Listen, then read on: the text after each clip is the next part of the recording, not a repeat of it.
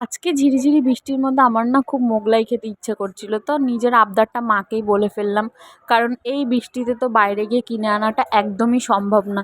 তো মাও আজকে ফার্স্ট টাইম মোগলাই বানাচ্ছিল, কিন্তু এত টেস্টি হয়েছিল মোগলাইটা কি বলবো। তার জন্য প্রথমে আমি বিস্কুট গুঁড়ো করে নিয়েছি, তারপরে মা এখানে ডিম, পেঁয়াজ, লঙ্কা আর বিস্কুটের গুঁড়ো দিয়ে ভালো করে ফাটিয়ে নিয়েছে। তারপরে রুটিটার মধ্যে ওটা ঢেলে দিয়ে ওটাকে ভালো করে চারদিক দিয়ে হালকা করে জল দিয়ে ফোল্ড করে নিতে হবে। তারপর হয়ে গেল তৈরি আমাদের এখানে মোগলাই।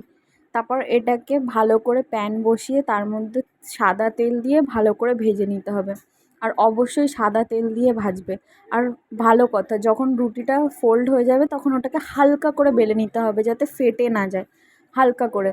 তারপর এখানে আমাদের গরম গরম বৃষ্টির দিনে মোগলাই তৈরি হয়ে গেছে, আর আমিও রেডি একদম খাওয়ার জন্য।